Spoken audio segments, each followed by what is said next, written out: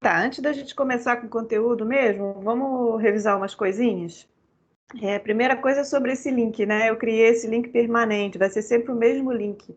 Vai ser sempre esse link daqui para frente. Isso foi uma requisição da universidade, tá?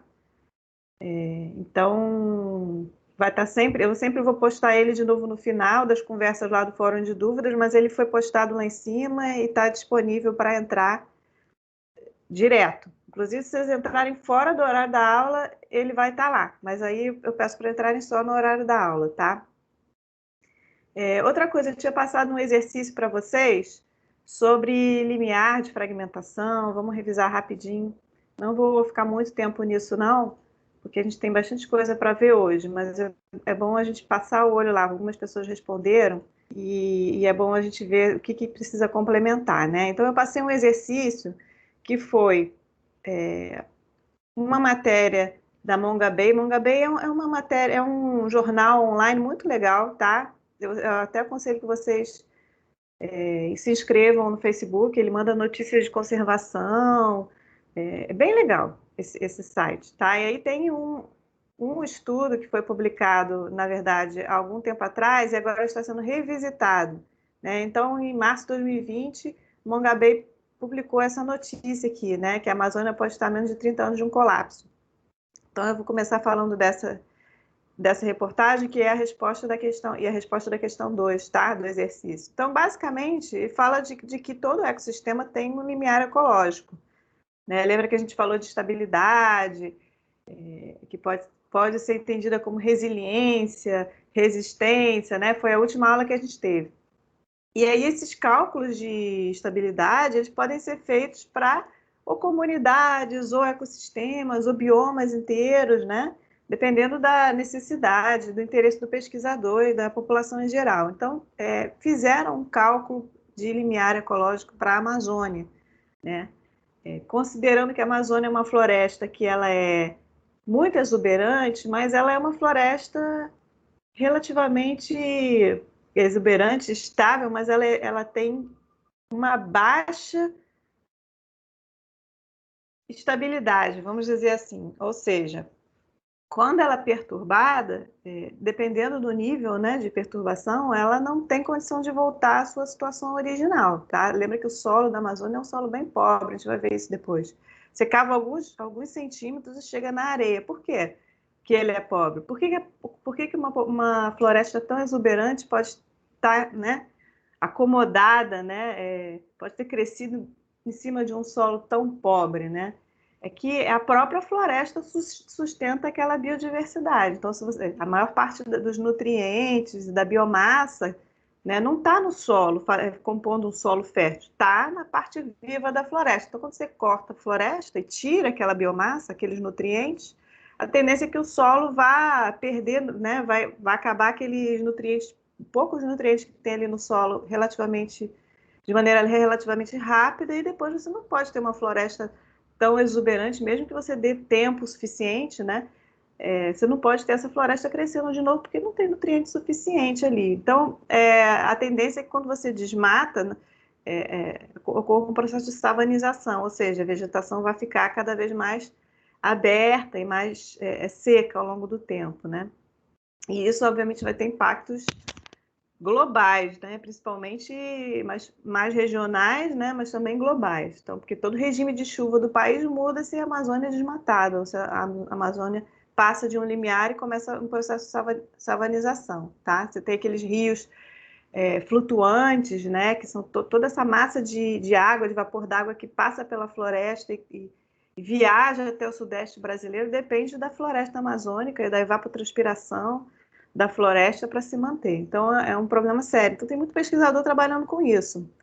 E aí, estimando taxas de desmatamento e esses limiares, né? Pode postar, Natália, não tem problema não, depois eu olho, tá? Então, esse trabalho, essa reportagem é sobre um cálculo de limiar que já foi feito pelo Carlos Nobre e um outro pesquisador, que se estimou que cerca de 20 e poucos por cento, se eu não me lembro, 21%, 25% era o limiar ecológico da floresta amazônica. Ou seja, se você desmatar 25% da floresta, né, ou passar disso, ela vai entrar, o processo de savanização vai entrar num looping positivo, né, um feedback positivo, e aí não há o que fazer. O processo continua e dificilmente você vai conseguir reverter isso, né? E aí, mais recentemente, outros pesquisadores fizeram algumas outras estimativas, e aí esse estudo fala disso, tá? Então, a pergunta foi o seguinte: segundo o texto da Amazônia, segundo o texto, né, a Amazônia pode estar a menos de 30 anos de um colapso. Qual seria o limiar ecológico para a floresta amazônica quando ele pode chegar e o que acontecerá quando for transpassado? Então, o limiar que foi calculado aqui, está considerando as estimativas diversas, se não me engano, está entre 21% e 43%. Tá? É até uma margem grande aí. A gente está em torno de 15%, se eu não me engano, de desmatamento na Amazônia. Pelo menos a estimativa do ano passado, né? Tem que ver agora esse ano, ou do ano retrasado. Então,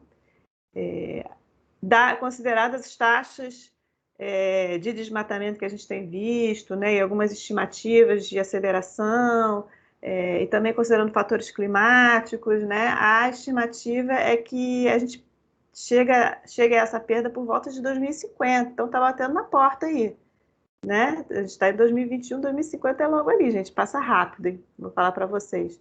E aí, em 2050, então, a gente estaria atingindo o limiar ecológico da floresta amazônica, que é o ponto no qual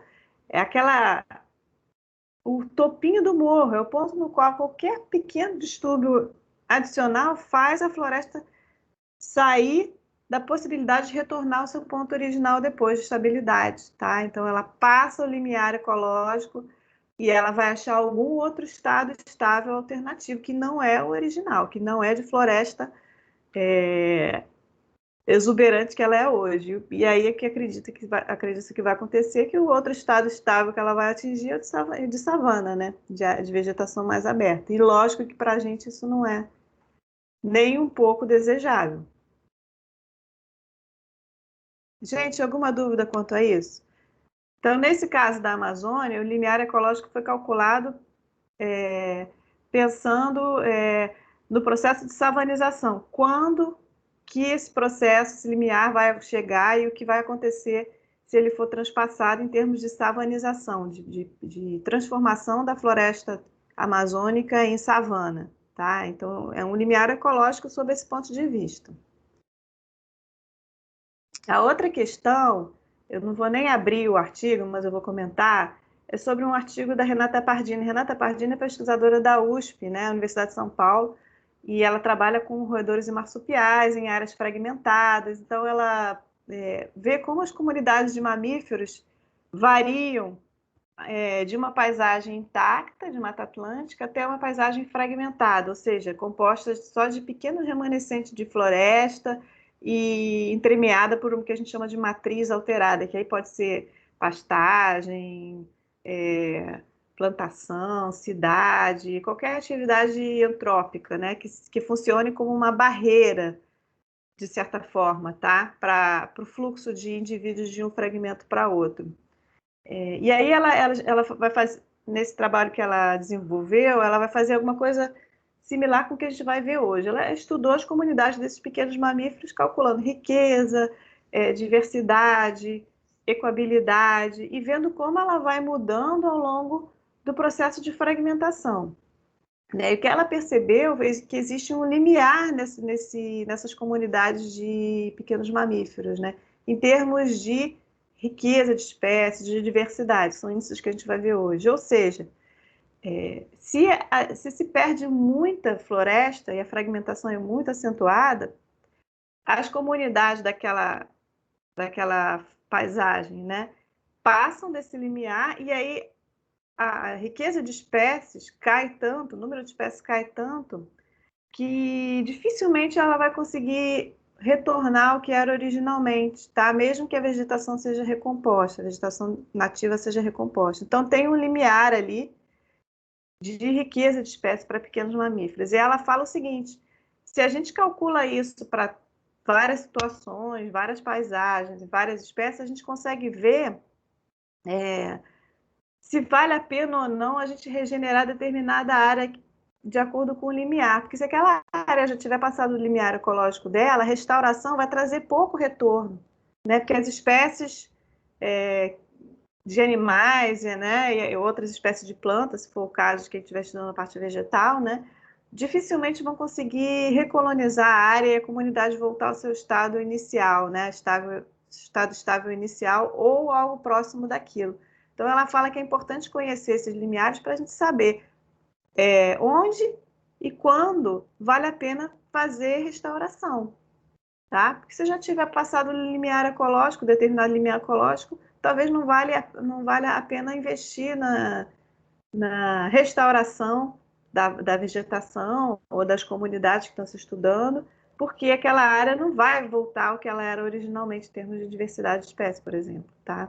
Então, na verdade, esses estudos de limiar deveriam ser aplicados em escala do país inteiro, né? Quando fosse se estudar a restauração, né? Estudar áreas prioritárias para restauração. Então, é uma ferramenta importante. A gente está na década da restauração, né? A Mata Atlântica tem sido usado muito como exemplo disso, de atividades e processos de restauração que têm funcionado, né? E tem muita gente trabalhando com essa parte de escolher áreas prioritárias para restauração. Então, essa seria uma ferramenta adicional, tá? Embora achar, né, estudar esses limiares possa ser algo muito trabalhoso, né? E uma coisa é você estudar o limiar, por exemplo, para comunidades pequenas de mamíferos, roedor e marsupial, mas e aí o limiar para tudo, né, daquela região? Você não quer saber só o limiar para pequenos, né, para roedores, você quer saber o limiar para todas as espécies de vertebrados, de mamíferos, de répteis, a vegetação da área. E qual o limiar principal que a gente deve focar nessas situações, né? Cada grupo vai ter um limiar, provavelmente, né? Então é uma coisa bem complicada. Tá, gente? Alguma dúvida quanto a isso? Então, só recapitulando rapidamente, na aula passada a gente falou sobre estabilidade de comunidades, a gente falou de resistência, de resiliência, de estados estáveis alternativos e de limiares ecológicos, tá? Então, são conceitos importantíssimos para vocês entenderem o que está acontecendo, principalmente agora no que a gente chama de antropoceno, né? Com tantas mudanças acontecendo na vegetação, nos hábitats naturais. A gente vai recapitular isso mais para o final da disciplina, categorizar esses problemas, né? E as possíveis soluções para isso. Mas é muito importante vocês terem em mente que são processos importantes que a gente precisa conhecer para poder tentar minimizar ou até parar, tá? Então, quem não postou, pode postar aqui, não tem problema não. Mas a resposta é por aí. É porque algumas pessoas responderam, outras saíram um pouquinho do caminho, né? Então é importante esclarecer qual é a resposta correta mesmo. E a gente deve esperar outros trabalhos saindo aí com relação à Amazônia, sobre limiar ecológico, tá? Nessa questão de savanização. Bom, vou entrar aqui rapidinho no cronograma, porque a gente teve aí a gente perdeu uma semana, né? E então as coisas vão mudar um pouquinho. Eu não vou passar para vocês aí no cronograma final após essa semana de folga aí, porque a universidade ainda vai passar para a gente orientação sobre as provas, né? Os exames que vocês vão ter aí, quando vai ser, enfim. Mas uma coisa que eu já vou fazer é o seguinte, a gente tinha na última aula, que foi dia 22, a gente falou então,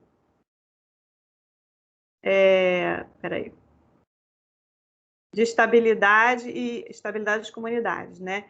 E aí, para a aula que a gente não teve, eu estava programando sucessão ecológica. Essa parte aqui acho que não vai dar para fazer, não. Só que essa aqui a gente não teve, né? Ai, filhinho.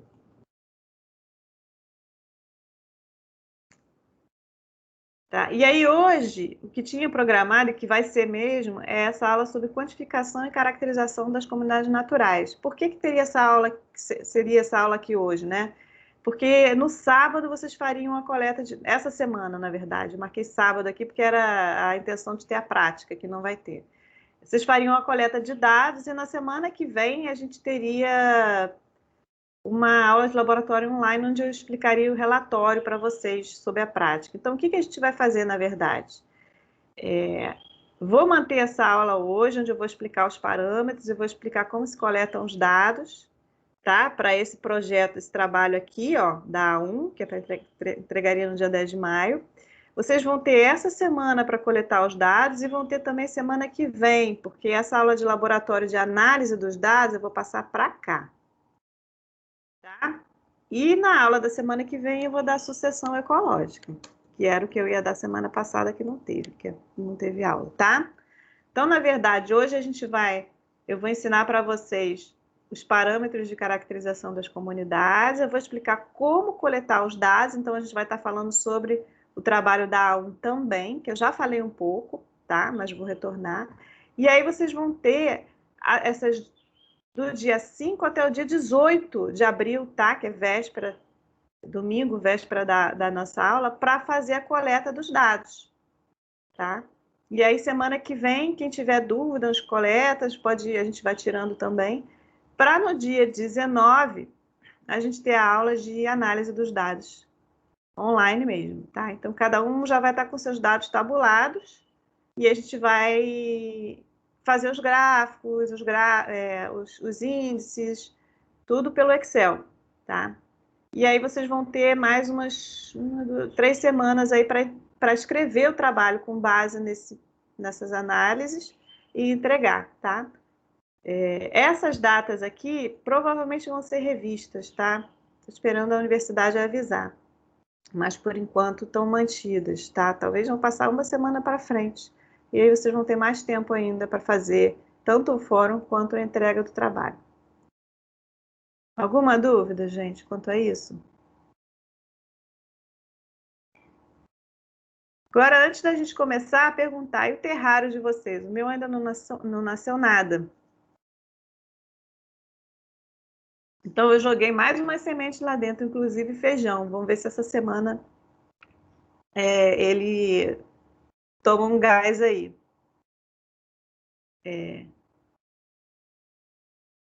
Morreram os dois, Tommy?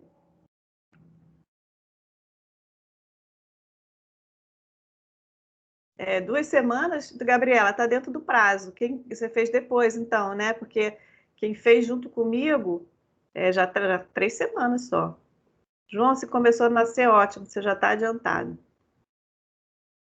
Ah lá, da Letícia deu certo. Então tem gente que leva mais gente. Leva mais jeito. Rafael, os dois morreram. Tá, vamos fazer o seguinte. Para aqueles que morreram, né? Se não fungou, só morreu, dá para aproveitar tudo que foi feito e replantar alguma coisa ali, tá? Replanta feijão ou milho, não tem problema. Se fungou é que é o problema.